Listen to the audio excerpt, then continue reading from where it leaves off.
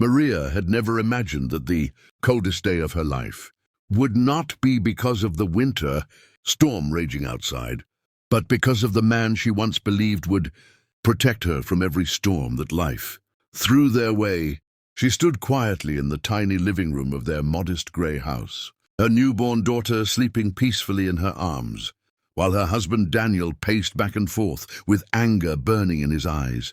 The baby had been born only a week ago, and Maria had spent those days exhausted yet hopeful, believing motherhood would soften Daniel's heart and bring them closer. But instead, Daniel's resentment had grown like a dark cloud. He pretended to be burdened by Maria's inability to work, by the medical bills, by the cries of the newborn. Yet the real bitterness in him was rooted in something much deeper, something uglier, something he never admitted: envy. Before their marriage, Maria's parents were simple people, working class but loving. They owned nothing luxurious, no flashy cars, no wealth. Daniel had married her believing he was the one marrying down, believing he was the catch who had taken pity on a girl with nothing. He wore that superiority like a crown, reminding her of her lack of family, lack of status, lack of anything other than heart. What he never knew, what Maria herself only discovered days before giving birth, was that her late grandmother, a quiet woman who lived far away in another country, had left her entire empire to Maria upon her death. A global chain of luxury hotels, real estate investments across continents, stocks and assets worth over $1 billion. Maria had been too shocked to speak, too overwhelmed to understand why her grandmother, who had always lived a simple life on the surface, had been hiding an entire empire behind a humble smile. But Maria never told Daniel, not because she planned to leave him, nor because she doubted their marriage. She simply wanted to breathe, to recover from childbirth, to understand her new reality, to trust again. She planned to tell him when things calmed, when he was no longer stressed, when he could receive the truth with joy rather than suspicion. But she underestimated Daniel's darkness. That morning, Daniel's mistress, yes, his mistress, had messaged him demanding an answer. "When will you leave your wife?" "I won't wait forever." The woman had convinced Daniel that Maria was now a burden standing in the way of their perfect future. And Daniel, blind with selfishness, convinced himself it was true. So he decided that today, 1 week after Maria had given birth, was the perfect day to throw her out. Daniel stopped pacing and stared at Maria with a cold, emotionless expression, the kind he used whenever he was preparing to hurt her. "Maria," he said, "I'm done. I can't live like this anymore. You and that baby, you're dragging me down." His voice was steady, heartless. "I want a divorce." Maria's breath caught in her throat. Tears blurred her vision, but she held them back for the sake of the sleeping child. "Daniel, what are you saying? We just brought her home. We're supposed to be a family." "No," he snapped. "I want my life back. You need too much, you offer nothing. And I'm not going to waste my years with someone who has no future, no money and no prospects. Pack your things." "Actually, don't. Just leave now." Maria's knees trembled. Her world tilted. Her heart screamed. But she remained silent. For her baby, for her dignity, Daniel grabbed a suitcase she never packed, threw random items inside carelessly, and hurled it at her feet. "Take your things and go. And don't come back." Maria's lips quivered. "Daniel, please, at least wait until the snow stops. The baby." But before she could finish, Daniel shoved the door open, letting freezing air burst into the room, and pointed outside with brutal finality. "Get out!" The wind stung her face. Snowflakes clung to her baby's blanket. Her body shook from cold and heartbreak. She turned away, stepping slowly into the bitter winter, clutching her newborn tighter as her tears fell silently onto the child's soft head. Behind her, Daniel's mistress appeared at the doorway, wearing a white dress, holding flowers, smiling at Maria's misery. Maria didn't look back. She walked into the snow, powerless, penniless, and abandoned. But what Daniel never knew, what he couldn't imagine, was that the woman he threw away, the woman he insulted and humiliated, had become one of the wealthiest heirs in the world. And the baby he rejected was the last surviving descendant of $1 billion dynasty. Daniel had thrown away a treasure he didn't even know he had, and fate would make him regret it. Maria walked through the snow until her legs felt numb, until her tears dried into silence. She reached a nearby bus stop. The freezing bench colder than any heartbreak she had ever known. Her newborn daughter stirred weakly in her arms, sensing her mother's pain. Maria whispered softly, "It's okay, baby. Mommy's here. I'll protect you always." But she didn't know how. Not yet. She had no home, no car, no money in her bag, and her body was still weak from childbirth. Then her phone buzzed. A foreign number. She almost ignored it until she remembered. The lawyer who had contacted her after her grandmother's passing. With shaking fingers, she answered. "Mrs. Maria Sinclair?" the elegant older voice asked. Maria nodded weakly, even though they couldn't see her. "We have completed the transfer of all your inheritance. Everything is now legally under your ownership. Your private jet is ready to take you to your main estate whenever you wish." Maria blinked. "My estate?" "Yes," the lawyer continued. "Your grandmother's primary residence, a 47-room mansion, overlooking the Mediterranean. See, but that's only one of your properties. You own 14 residences worldwide. Your net worth now exceeds $1.2 billion. Maria's breath hitched. She closed her eyes. For the first time in hours, she felt warmth, emotional warmth, holding her up. "Thank you," she whispered. The lawyer added gently, "We know you recently gave birth. Your grandmother arranged full-time medical staff, nannies, private security, and anything you may need. You are not alone, Mrs. Sinclair, not anymore. Not alone." After everything she had been through, it felt like a miracle. Within hours, Maria and her baby were taken to a private airport where a luxurious jet awaited her. Every staff member greeted her with respect, not pity, not disgust, not arrogance, just pure respect. When she stepped into the jet's warm interior, she felt like she was stepping into a new life. And she was. Over the next few weeks, Maria recovered in her grandmother's magnificent estate, surrounded by comfort, peace, and safety, things she had never known in her marriage. She slowly healed, emotionally, physically, and spiritually. She even started managing her new empire, learning from advisors, taking control of her grandmother's hotels, real estate projects, and corporations. She discovered she was far stronger than Daniel ever allowed her to believe. Meanwhile, Daniel's life began falling apart. His mistress only stayed long enough for the wedding photos. Once she realized Daniel had no money, no savings, no investments, nothing to offer, she disappeared, leaving him with debts, unpaid bills, and a house he couldn't afford alone. His job grew unstable. His friends pulled away. His image crumbled. One night, desperate and broke, Daniel saw a news segment on TV. Heiress Maria Sinclair, granddaughter of international business icon Eleanor Sinclair, has officially inherited the Sinclair empire, worth over $1 billion. A photo of Maria appeared, elegant, confident, smiling while holding her baby. Daniel choked on his drink. His world shattered. That's my wife. No, my ex. No. What? Reality slammed into him like a truck. The woman he had kicked out into the snow was now one of the richest women on earth.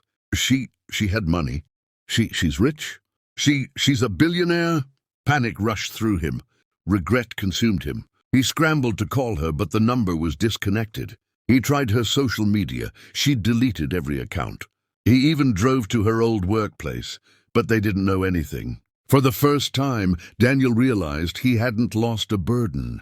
He had lost a blessing. He had thrown away a queen. Months passed before he finally managed to track down Maria's new address, thanks to gossip circulating online. Determined to get her back, he drove to her Mediterranean mansion. Seeing its enormous size made his knees weak. He knocked at the gate like a madman. A guard approached. "State your purpose." Daniel puffed his chest, faking confidence. "I'm Maria's husband." The guard checked a list. "She has no husband." Daniel swallowed. "I'm the father of her child." "She has not listed any father," the guard replied flatly. "Leave." Daniel's heart dropped. "Please, I just need to see her. I made a mistake. Tell her I'm sorry. I love her.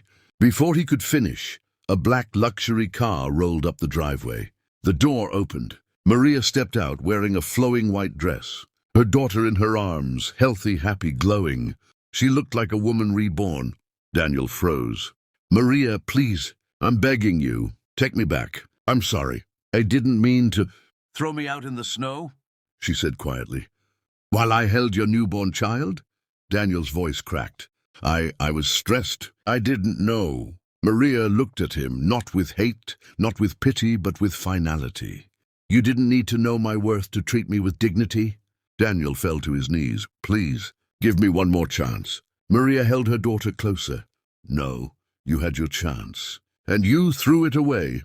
She turned and walked into her mansion without looking back. The gates closed behind her, and for the rest of his life, Daniel lived with the knowledge that he had lost more than money. He had lost the one person who ever truly loved him. Raghav's arrogance had always been his shield, and now it had become his prison. He couldn't fathom why Meera, whom he had scorned and thrown out with their newborn baby, seemed almost untouchable despite the humiliation he had poured upon her.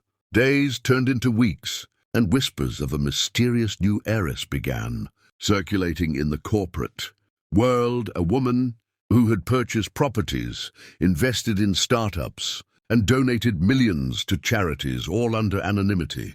At first, Raghav dismissed it as coincidence, a headline designed to inspire envy among the common.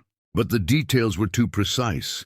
The woman's initials, the subtle elegance in her choices, the uncanny resemblance in mannerisms, everything pointed toward Meera. The realization hit him like a thunderclap while he was reviewing his own failing investments.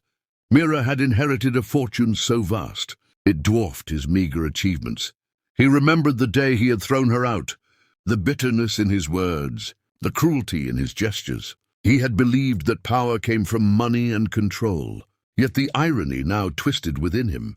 Meera, whom he had underestimated for so long, had become a force he could not reckon with. As he watched from the shadows, unable to confront the truth directly, a growing dread settled in his chest. Every decision he had made, every insult he had hurled, every ounce of pride he had clung to, now seemed meaningless. Meanwhile, Meera was no longer the quiet, submissive woman he once knew. She had transformed through necessity and pain.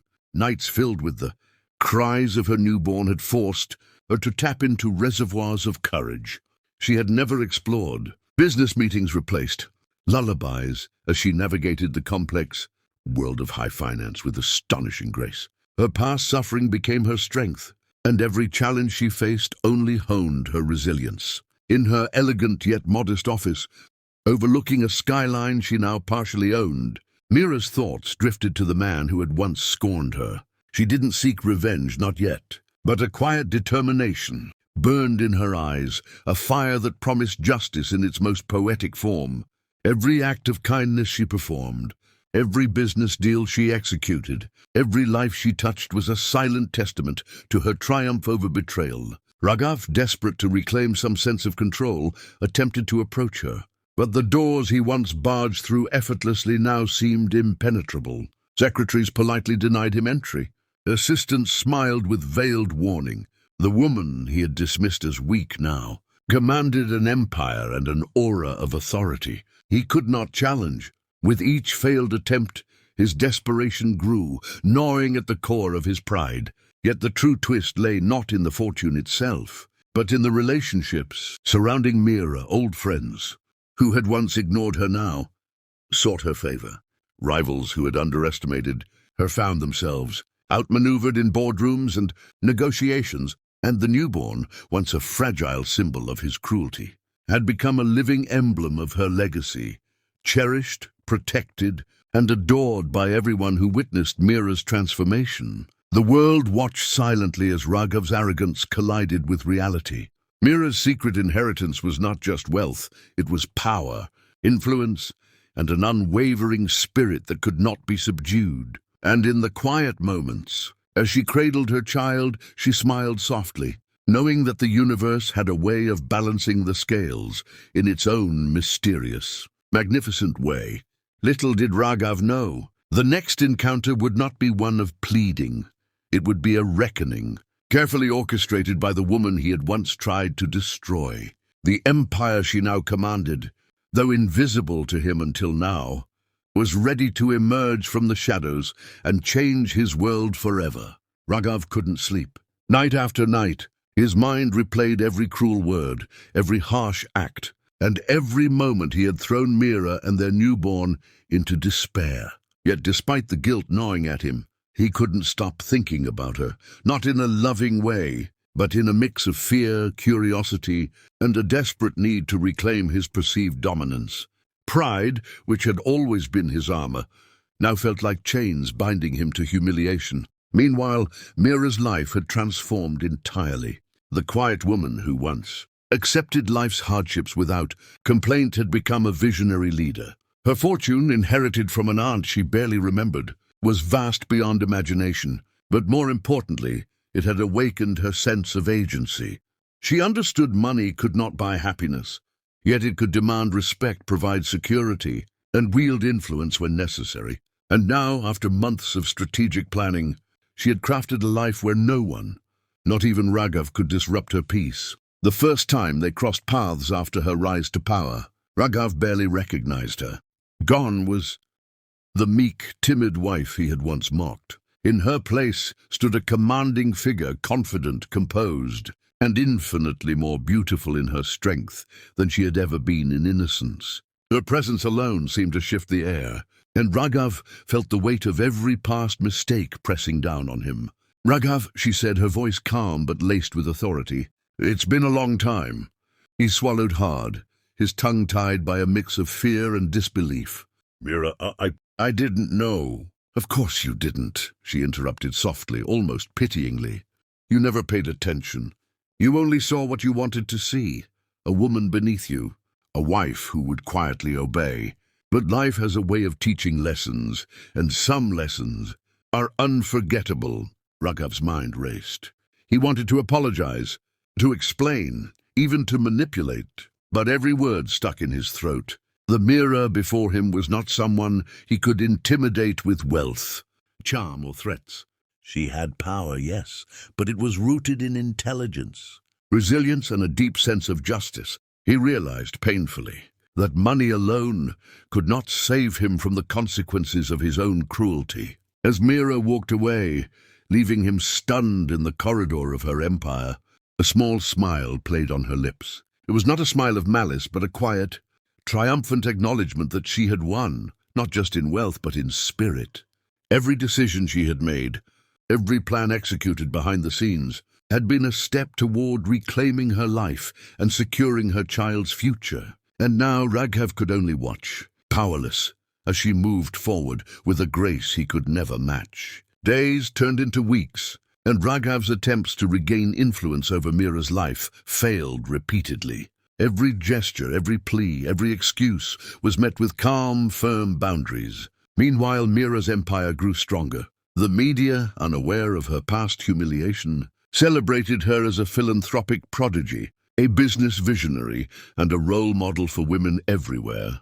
Her child flourished in a life of love and opportunity, surrounded by people who revered her mother's courage. Then came the moment that would define the turning point, the public reveal. Meera, with a strategic flourish, announced the launch of a charitable foundation that bore her family name, dedicated to helping abandoned mothers and children like the one she had once been. The world applauded, investors flocked, and the headlines screamed her success. And in one carefully orchestrated press release, she mentioned, almost casually, her journey from struggle to fortune, from betrayal to triumph. Raghav read the announcement in disbelief. The words cut deeper than any confrontation could have. Not only had Meera succeeded without him, but she had transformed her pain into purpose, creating a legacy that would outlive them both. In that moment, he understood the cruelest irony. He had cast her aside, thinking she was powerless, and in doing so, he had unleashed a force far beyond his comprehension. But Meera's story was not just about revenge or wealth. It was about reclaiming identity, proving resilience, and showing the world that true power lies in integrity, courage, and the capacity to rise above cruelty.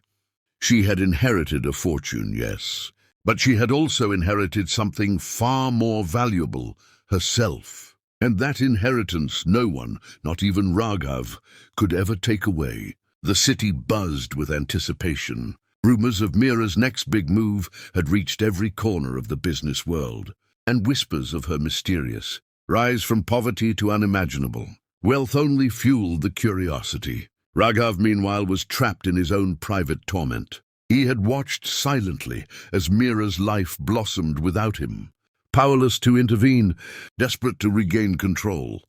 But she had anticipated every move. The day of the grand gala arrived, an event hosted by Meera's philanthropic foundation. The room shimmered with crystal chandeliers, flowing champagne, and the presence of the city's most powerful figures. But amidst the grandeur, all eyes were not on the guests. They were on her. Meera walked in, her posture regal, her smile serene, her aura commanding. She was the embodiment of every lesson she had learned in hardship, strength, patience, and the quiet confidence of someone who had conquered every obstacle thrown her way. Raghav stood near the edge of the room, his heart pounding. He had been invited, of course, an unspoken gesture of civility, but every step he took toward her felt like a confession of his own guilt. He wanted to speak, to apologize, to explain, but he didn't know if words could ever bridge the chasm his arrogance had created. Meera approached, her gaze steady, piercing through the layers of his bravado. "Raghav," she said softly, yet every syllable carried authority. "You wanted to see me. Here I am." He swallowed hard. "Meera, I didn't realize." "You didn't realize," she repeated, her eyes locking with his, "because you never cared to see. You judged, you punished, and you abandoned. But I learned, I adapted, I grew, and I succeeded. Not because of you, but in spite of you." A hush fell over the room as the tension between them became palpable. Jess whispered, sensing the storm between the two, yet unsure of its direction. Meera's child, now a symbol of her strength and love, played quietly in the corner, a reminder of the family Raghav had tried to destroy. Then, with a calmness that belied the storm of emotion inside her, Meera revealed the ultimate truth. The fortune, the empire, the influence, every bit of it had been hers all along, inherited from a billionaire relative she had never spoken of. She had chosen to hide it, to live humbly, to endure hardship, not out of weakness, but to understand life on her own terms. And now she wielded that power with wisdom, purpose, and compassion. Raghav's world collapsed. Every attempt at superiority, every harsh word, every act of cruelty now seemed insignificant in the face of her triumph. He realized, painfully, that he had underestimated her in every possible way. The woman he had once discarded was now untouchable, not because of money alone, but because of the courage, intelligence, and grace she had cultivated in the fire of adversity.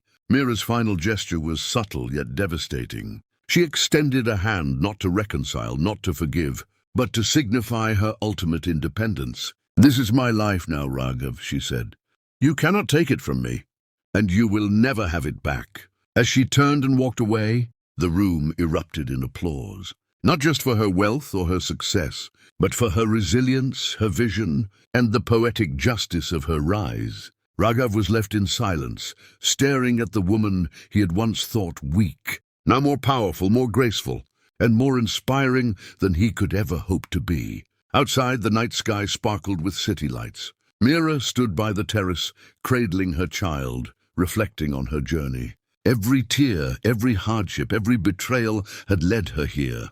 She had not only inherited a fortune, she had inherited her own destiny, and she had done so with a strength that no one, not even the man who had once tried to break her, could ever take away. As the camera pans over her empire, the crowd and her smiling child, a narrator's voice could say, "From pain to power, from betrayal to triumph." Meera's story reminds us that true strength lies not in wealth, but in resilience, courage, and the will to rise. And for the viewers watching this story unfold, a subtle yet effective call to action. If Meera's journey inspired you, don't forget to subscribe and witness more tales of courage, revenge, and triumph. Because every story has a hero, Sometimes it's the one you least expect.